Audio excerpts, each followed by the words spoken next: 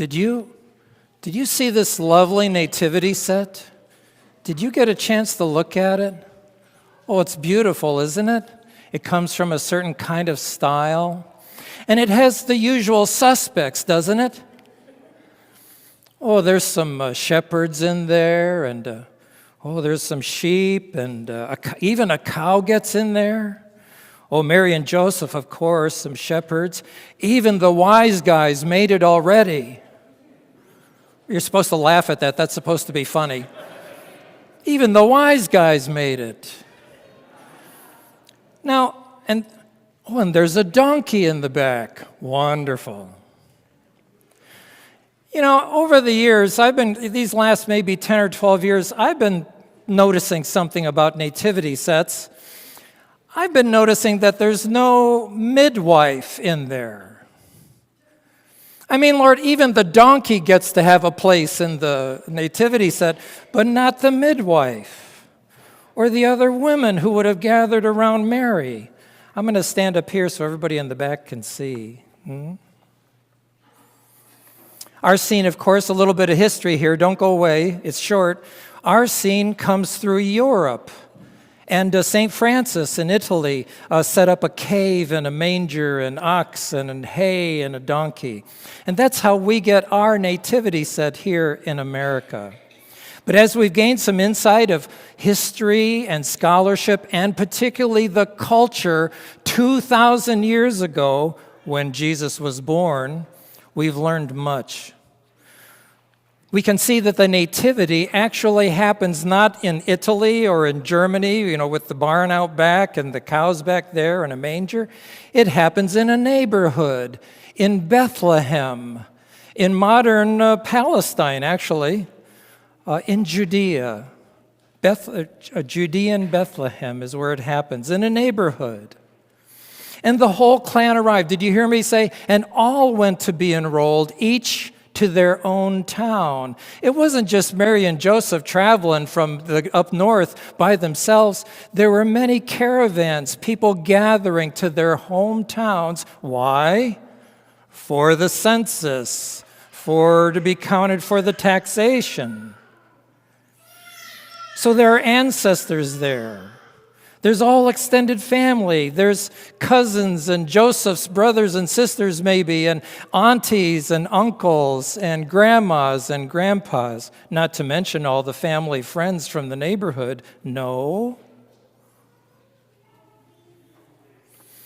We're reminded that the inn, the word for inn means the guest room. Since everybody's already arrived, they beat Mary and Joseph to their home. And so what happened is the guest room, which is a little room off the back or maybe a loft, it's already occupied by other travelers, other family members. So the room where the animals stay isn't out back like we would have it in our barns. It's a little room off the side of the main house. And the manger there's probably two mangers, an opening from that area where they keep a few animals, and warm air comes in, helps warm the whole house, and they're able to throw food through those mangers to the few, three or four sheep, or maybe even a goat. Well, when Mary arrives about to give birth, what do? Well, they shoo the animals out and they clean it out a little bit so Mary can have privacy for her delivery. We're learning this from the scholars who live in the Middle East, who live in Palestine, who live in Israel. Mary needed some privacy. And what did they do with the men? Oh, they shooed all the men outside. And Joseph was surrounded by the other men in the family. And even some of the neighborhood men came over to congratulate him and to be with him while Mary delivered. And a midwife was called. Every family back then had an auntie or a grandma, someone who was more skillful in helping young women through the labor and the challenges of giving birth. I only worked in maternity for 8 years. I didn't see a lot, but I saw enough to know that you need a good coach, a midwife, a doula, someone to talk a young woman in her teens through this delivery. Every neighborhood had one. If the family midwife didn't make it, They would have found Miss Esther, who lives just around the block, because everybody knows Miss Esther and how good she is at helping the young women deliver. No. 2,000 years ago, Mary did not give birth in a barn out back all by herself. It didn't happen that way. Am I fussing with you too much? I don't mean to shout at you. It's very important, though. Jesus arrives in a normal human birth with support and guidance, surrounded by family, and he is loved and cherished.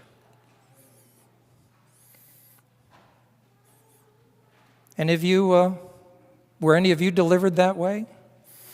Were any of you delivered where the whole family? I worked in maternity, and every once in a while there'd be such a huge family out in the waiting area. You know, we had to call security for crowd control, right?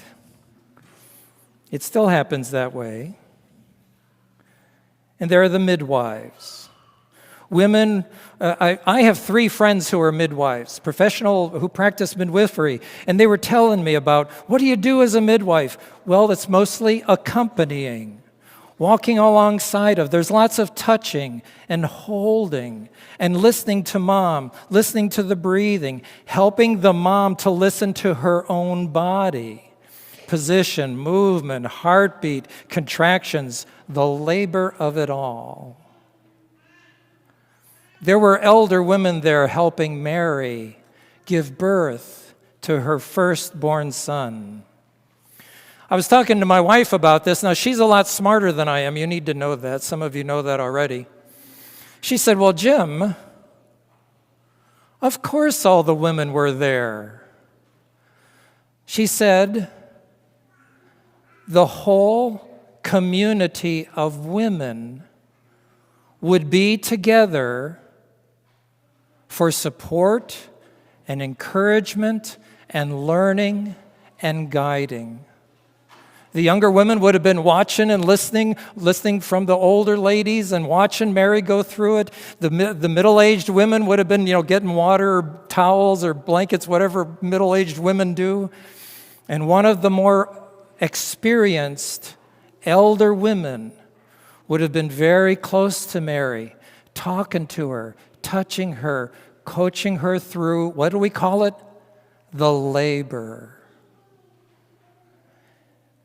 Mary is welcomed into the community, the gathered community of women who love her and encourage her and to see her through the birthing process.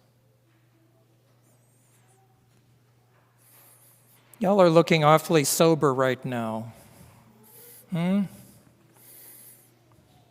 it's a good thing that there's no midwife in our nativity sets, huh?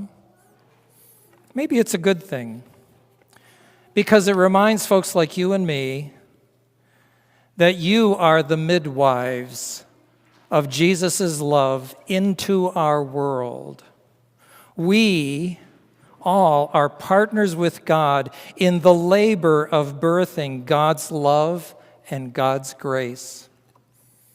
Have you been paying attention to that in your own life? How you are a midwife or a doula to help make God's love and presence real and touchable? The word I like is salient. I don't know if it's the right word. I like the sound of that. To make it real among us. You see, we do this. We are these midwives as we live lives of what? Right relationships, of compassion, of justice, of caring for the poor, the orphan, the widow. These are the biblical terms: the poor, the orphan, the widow, the hungry, and the fancy word in the Bible is the sojourner. You know what the sojourner is, don't you? It's a fancy word for the alien, the foreigner. Today we would call them the immigrant or the refugee. In this way, we practice the midwifery of birthing God's grace into this planet Earth. And we're reminded, you and me, here's the last phrase. If you've left, come back now. We are reminded this night, dear friends, that you and I are doulas of love, and we are midwives of grace. And on this night, my prayer for you is that may the birth of light, the birth of Christ, shine in your hearts this night and for the whole rest of the year to come. With this, I ask you to say with me, Amen.